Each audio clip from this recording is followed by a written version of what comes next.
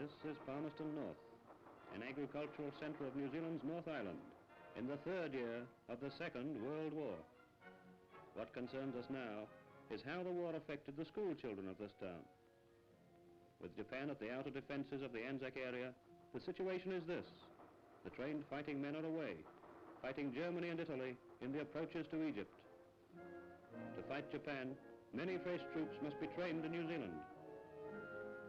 Rapidly, more camps are built, but recruits come in faster. And in Palmerston, in the Christmas holidays, 7 schools are commandeered. The children look on with interest.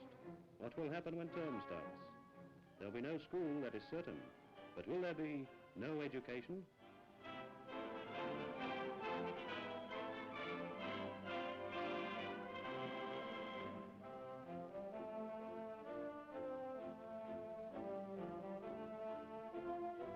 I see the Palmerston emergency as a challenge to us. Simply to extend the holidays would be to accept defeat. If there must be a month without schools, could we not use this month to bring the children into closer contact with the community? And can't we give them more practical work than can be provided within the walls of a classroom?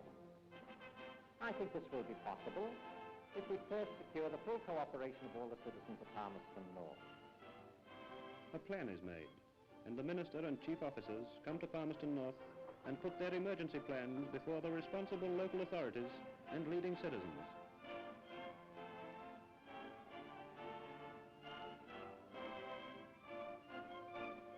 This scheme, there will be a great variety of activities: woodwork, cooking, gardening, music, English, sketching, handwork, and so on. And these will be conducted in various parts of the city. The children will have practice in being responsible citizens. They will be divided into teams in which the older children will be responsible for the younger, and each team will have its own team headquarters. For the success of the scheme, we need the sympathetic cooperation of many citizens. Halls, team headquarters, and some helpers are wanted.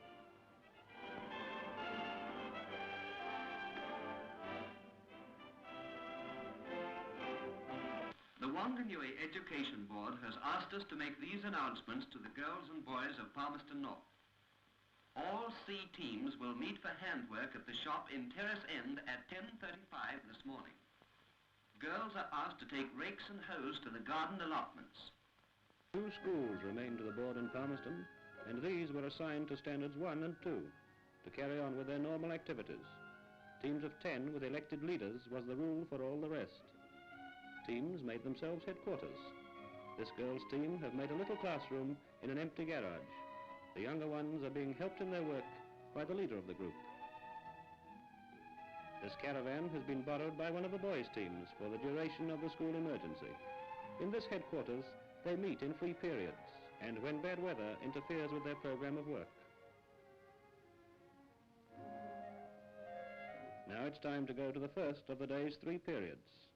Right through this month of special education, these 10 boys will go to all their classes as a complete team. Their ages range from 8 to 14. The emergency scheme raised many transport problems, but bicycles are endemic in Palmerston, and the problem of this group's transport is almost solved. This band hall was one of the buildings hastily borrowed as an emergency workroom, and here the team arrives to join a handwork class of 100 children.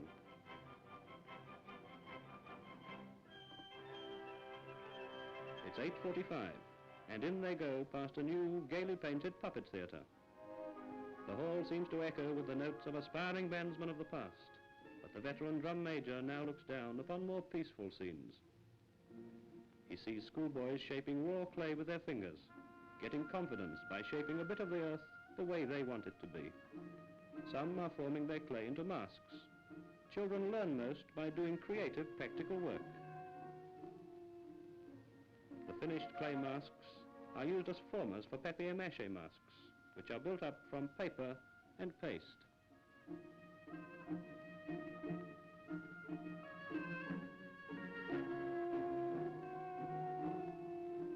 Building on a wireframe foundation, others are at work making paper and paste animals. This dragon is almost finished. He only needs to be painted. This group is making birds for a performance in the puppet theatre. For all handwork, only the simplest materials are used. Large-scale painting, done sitting on the floor, is also very popular in the old band hall. Meanwhile, up in the little theatre, 3 teachers are taking a music class of 200.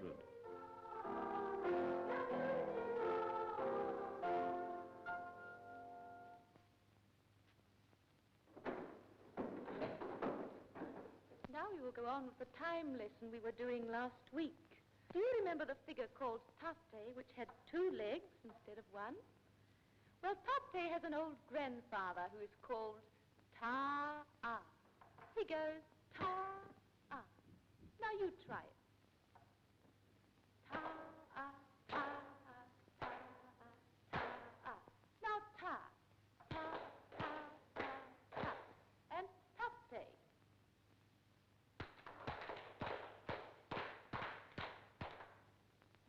Downstairs in the electricity showrooms, girls' teams are learning cooking. Thanks to the emergency, many girls are taking cooking much younger than they would be doing in normal times.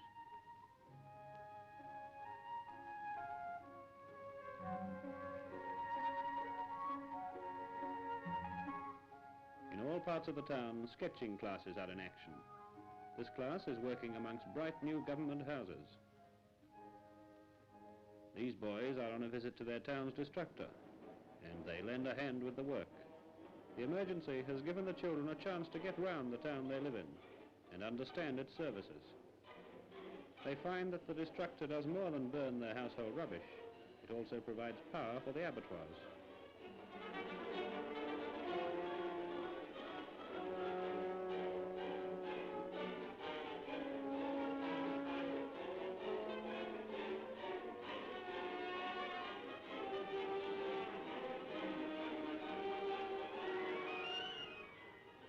.15 and the groups are on the move again, each following its own program. Moving from the gardens to a church hall, from swimming baths to flour mill, from park to hospital, from private house to disused shop. Behind the seeming chaos lies the detailed plan, leading the groups from class to class in 8 subjects, 15 periods a week. Some of the groups are going to their nearest park or playing field for physical education. The groups form up on their leaders. In each of the 3 periods of every fine day, the physical education instructors are hard at work. Here, drill is only used for getting to places in an orderly manner. The exercises are mainly team games, cultivating agility and free movement.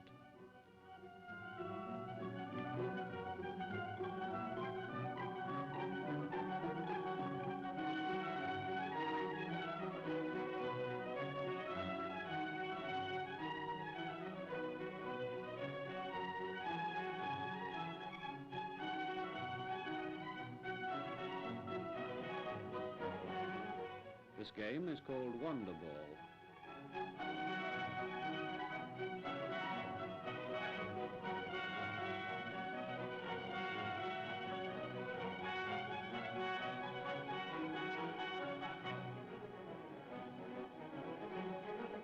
Halfway through the period, there's a siesta for relaxation.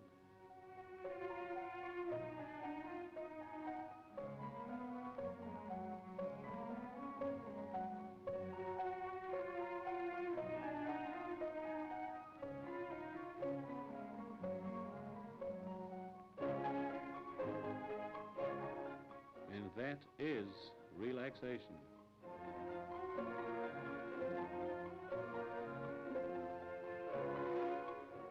Now it's Danish rounders. A fast-moving game with very little waiting for a turn. Just watch the speed of it.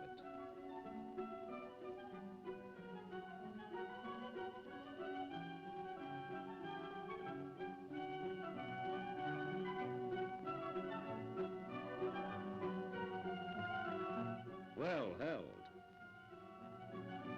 These boys are going to see a demonstration of Maori games that they can play indoors in wet weather.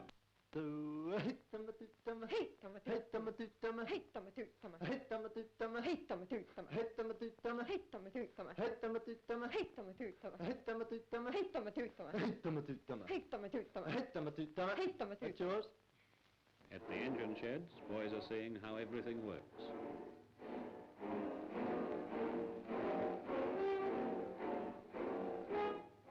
Every day, 3 or 4 groups visit these railway yards.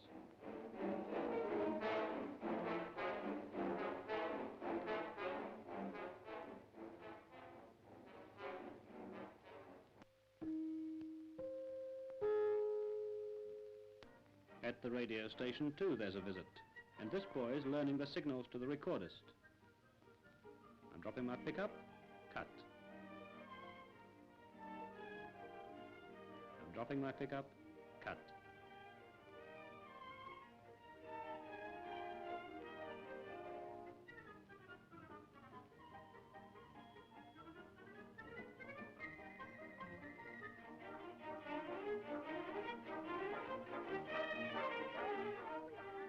What are we going to do? What a common person.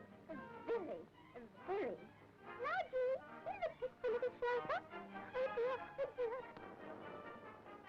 This class is watching a silent film about farming in England. The lights go up, and there's a chance to go to the microphone and talk about the film that's just been seen.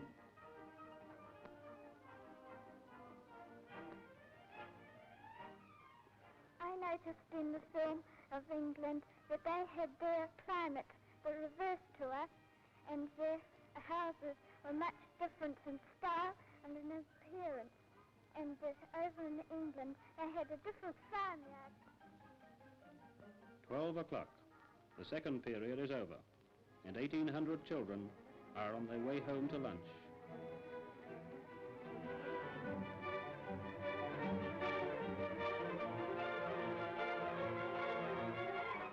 This group pauses at the shop which houses the scheme headquarters. Here the programs of classes and groups are coordinated. Finished animals from the band hall are on show here.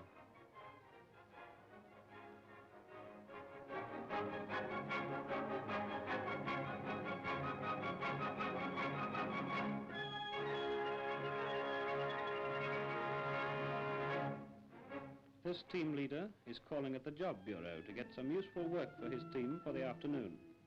He gets a job allotted to him and gets too a form which will be completed when the job has been well done. This is a job done regularly by girls' groups. They're folding clothes in the mechanized laundry at the town hospital and lightening the work of the regular staff. This is not only useful work done for the community, it is valuable to the children. It makes them feel they are already useful citizens, and they do the work with pride. This garden belongs to the local Patriotic Fund Board, and there is any amount of useful work to be done here.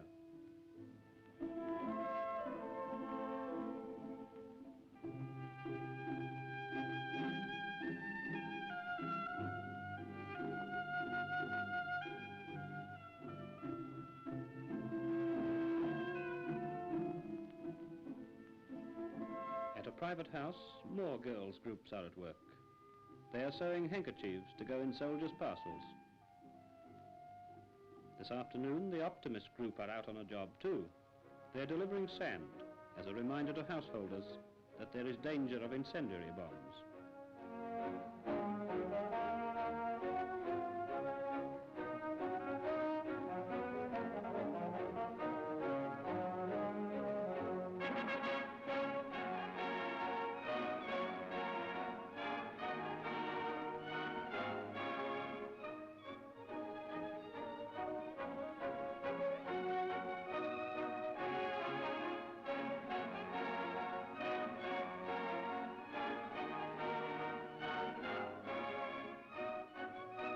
Meanwhile, more formal work is also in progress. An English class is having a lesson in letter writing. They're composing a letter of thanks to the manager of one of the factories they've visited. Now, can anyone tell me what comes next?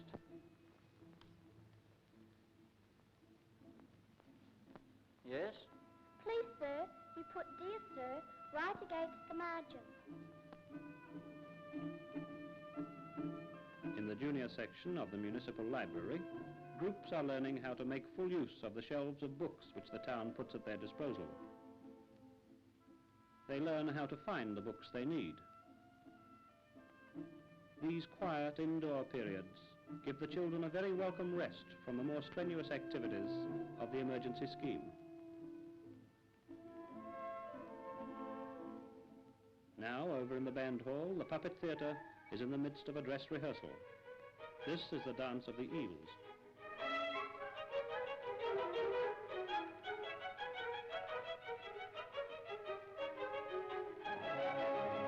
In the wings, there are still many more performers, ready to play their parts in the wonderful story of all the people of Tiratea Dam. The little red man announces the king and queen, and the sun as well comes on for the grand finale.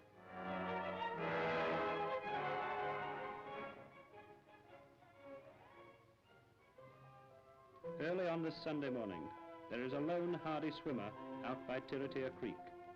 The emergency month is over, and a weekend camp for group leaders is slowly waking up.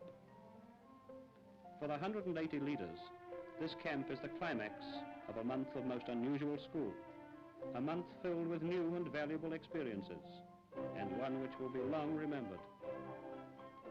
For many here, the smoke of the breakfast fires between the willows and the bush is a new experience. Many had never eaten or slept in camp until the army took the schools.